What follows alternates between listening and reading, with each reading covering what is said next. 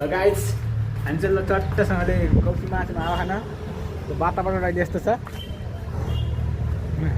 उसले दिवान हो हाम्रो दाइ पनि आएको छ हावा खान आएको नि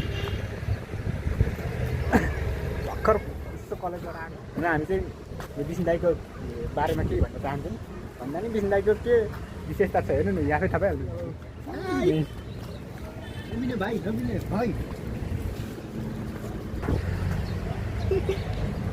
यो विष्णु दाइ चाहिँ एकदम फटा मान्छे है लास्ट चाहिँ यो डिस्काउन्ट केटी र हामी चाहिँ सट्ट अब भन्ने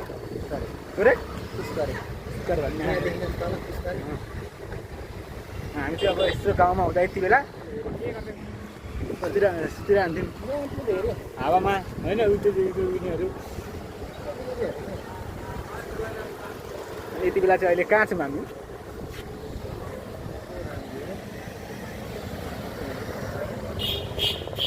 त्यसरी उहाँ हेर्नु परबाट ल्याउँदै हुन्छ एउटा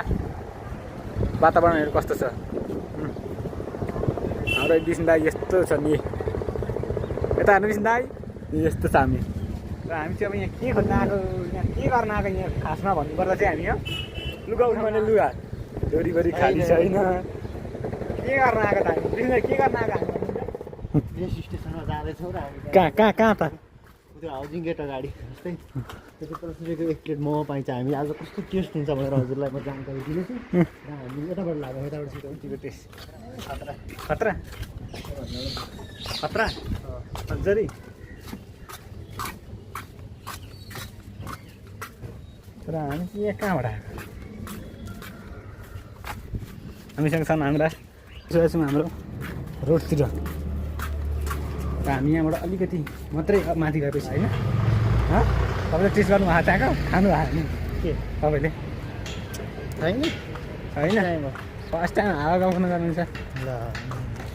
तपाईँलाई कसरी थाहा थियो यो भनेर चाहिँ ठ्याक्कै विष्णुलाई चाहिँ टेन्सनमा छन् यस्तो छ हाम्रो ताल मोमोको झोल आइसकेको छ मोमो आएछन् तपाईँलाई के लाग्छ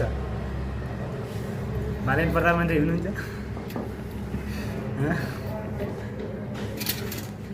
छैन